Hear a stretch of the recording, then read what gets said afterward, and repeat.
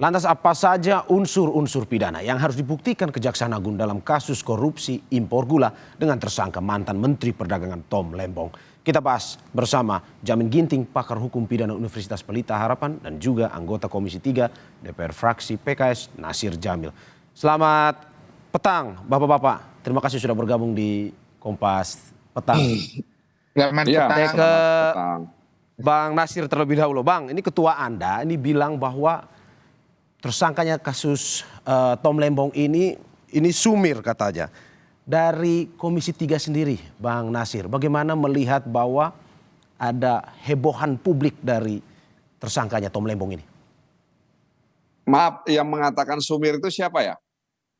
Bang Habibur Rahman. Ya.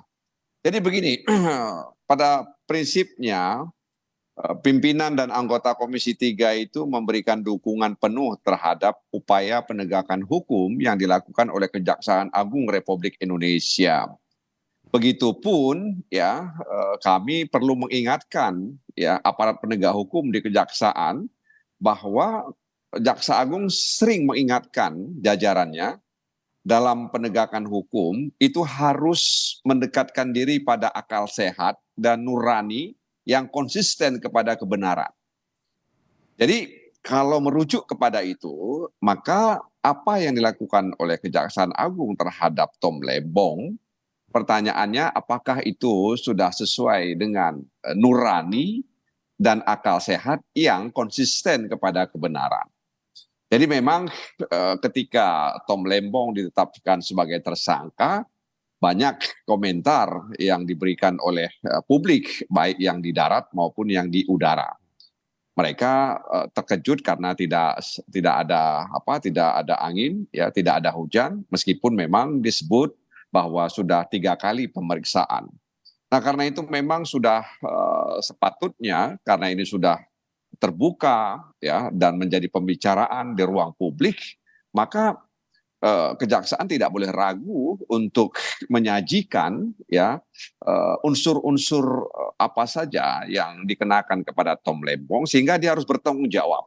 Oke, Kejaksaan tidak boleh ragu ya Bang, inti dari perkataan Anda. Bang Jamin, ini bagaimana melihat bahwa ada kritik juga terkait dengan pasal yang disangkakan kepada Tom Lembong ini. Menurut Anda sudah tepat atau sebenarnya bagaimana?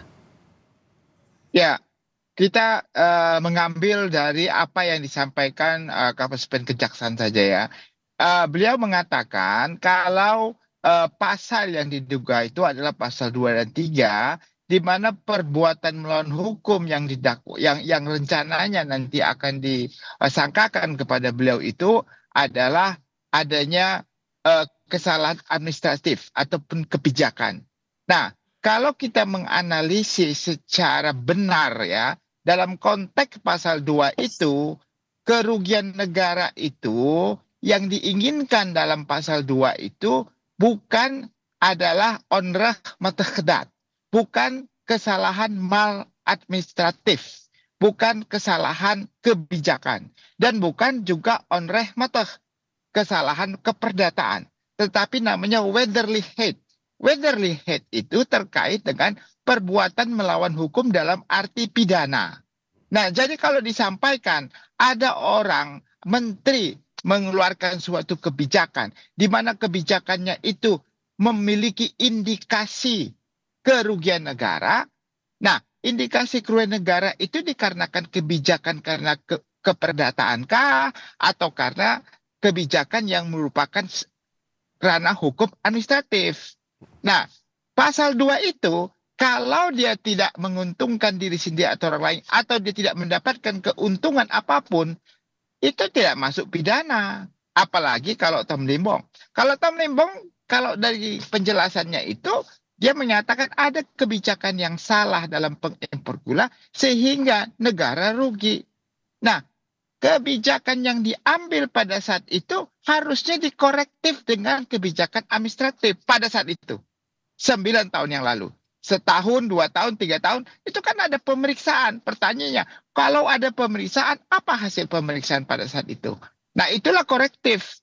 Bukan sekarang kebijakan itu dipidanakan. Jadi saya terus terang, kalau orang menyangkut pasal 2 ini suka salah, ya. Pasal 2 adanya kerugian negara pertama harus pasti, namanya actual loss. Dicari dulu. Contoh, apa ruginya? Ada kerugian negara. Kerugian negara itu sudah pasti, yang periksa BPKP, Ya, lalu disahkan oleh BPK. Setelah itu, maka itu nyata kerugian negaranya, baru ditanya, kerugian negara ini disebabkan karena apa? Perbuatan melawan hukum pidana kah? Perbuatan melawan hukum perdata kah? Perbuatan melawan hukum dalam administratif. oke. Bang Kalau Nasir, bukan pidana, nggak ya, bisa begitu. Bang Nasir dari Komisi 3 sendiri, bagaimana melihat pengawasan terhadap ini ada kehebohan publik terkait pasal ini dikenakan. Ada yang bilang mengatakan bahwa tidak ada dana ke kantong dari Tom Lembong, tetapi bisa karena menguntungkan korporasi selain dia. Dari Komisi 3 DPR sendiri, bagaimana melihat pengawasan Ya, ini sehingga pasal ini bisa sebenarnya mungkin bisa ditersangkakan atau sebenarnya bisa digunakan? iya, jadi Pak Jamin tadi sudah menyampaikan kepada kita ya, bahwa memang pasal 2 itu memang seperti ya atau yang sering disebut sebagai pasal karet juga itu. Ya. Nah, karena itu memang harus dilihat secara utuh. Apalagi ini kasus kejadiannya sudah lama, 9 tahun yang lalu. Kalau memang salah itu kan ada pemeriksaan, ya seperti yang dikatakan oleh Pak Jamin, ada BPKP, ada BPK, bahkan ada inspektur di semua level kementerian. Dan tentu saja yang saya dengar nih bahwa kebijakan itu juga hasil daripada rapat koordinasi terbatas. Ya. Dan tentu Menteri Perdagangan pada waktu itu ada atasannya, Koordinator Perekonomian, di atasnya ada Presiden. Dan tentu saja ini sebenarnya menimbulkan tanda tanya. Ya, kerugiannya disebut sekitar 400 miliar itu kan masih dugaan, belum final. Ya, dan kemudian langsung dijadikan tersangka. Nah, karena itu kami dari Komisi 3 mengingatkan kejaksaan supaya hati-hati ya dalam penegakan hukum. Sekali lagi saya ingatkan bahwa merujuklah kepada nurani dan akal sehat yang konsisten kepada kebenaran. Nah, kalau kemudian ya 9 tahun yang lalu Bang sudah Nasir, berapa apakah mungkin ya, akan memanggil Kejaksaan Agung dalam ya arti bahwa tentu untuk memperjelas saja. ini?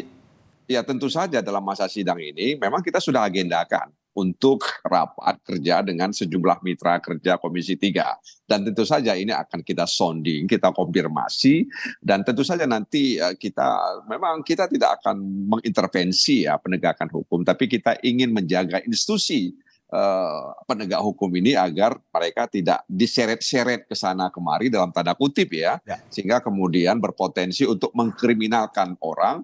Jangan sampai kemudian ada tangan invisible hand di luar Kejaksaan Agung yang menggunakan Kejaksaan Agung untuk melakukan kriminal terhadap orang. Jadi itu yang kita jaga agar Oke. tidak ada tangan Oke. di luar tangan penyidik di Kejaksaan Agung. Oke.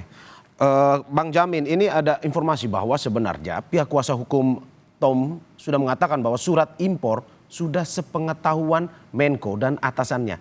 Ini bagaimana Kejagung akhirnya harus mengejar bukti soal ini?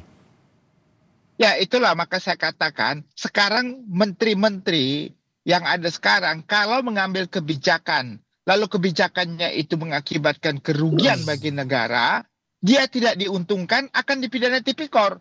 Wah, bahaya sekali kita negara kita ini. Ya, semua menteri tidak akan berani mengambil kebijakan. Bahkan Jokowi pernah bilang, kebijakan tidak boleh dipidana. Nanti anggaran desa itu nggak ada yang mau pakai begitu. Itu kan dia pernah keluarkan peraturan terkait dengan itu. Makanya saya katakan sekali lagi, kebijakan itu sifatnya administratif. Ada sanksi-sanksi administratif. Muncul sebagai suatu tindak pidana kalau orang yang mengambil kebijakan itu mendapatkan keuntungan secara tidak wajar. Nah, itulah baru ada perbuatan melawan hukum, ada mens rea-nya dalam konteks pidana. Tapi sepanjang dia tidak diuntungkan dan orang lain tidak diuntungkan karena perbuatan itu karena kebijakan, maka tidak ada perbuatan pidana di situ. Itu adalah yang namanya konteks BJR ya, Business Oke. Judgment Rule begitu. Itu Oke. konsep pertama, saya katakan sekali lagi ya, biar masyarakat jelas. Administratif, kalau itu dilakukan orang yang tidak diuntungkan, itu yang pertama syaratnya. Kedua, dia ini sesuai dengan bidangnya atau jabatannya. Yang ketiga, dia sudah melakukan feasibility study ataupun sudah dibicarakan dengan Menko, sudah dibicarakan yang lain. sekarang kita lihat aja lah, menteri mana sih yang nggak pernah salah dalam mengambil kebijakan yang mengakibatkan kerugian negara. Ya. Nah, itu Baik. semua akan dipanggil kalau begitu. Nah, itu Bang. makanya hati-hati dalam menggunakan ketentuan pasal 2 dan pasal 3 ini begitu. Ya, baik Bang Jamin dan juga Bang Nasir, terima kasih atas apa yang telah disampaikan. Semoga apa yang disampaikan pada petang ini bisa memberikan masukan juga kepada kejaksaan bagaimana akhirnya untuk mengurus kasus dari mantan Menteri Perdagangan Thomas Lembong ini. Terima kasih. Selamat sehat selalu untuk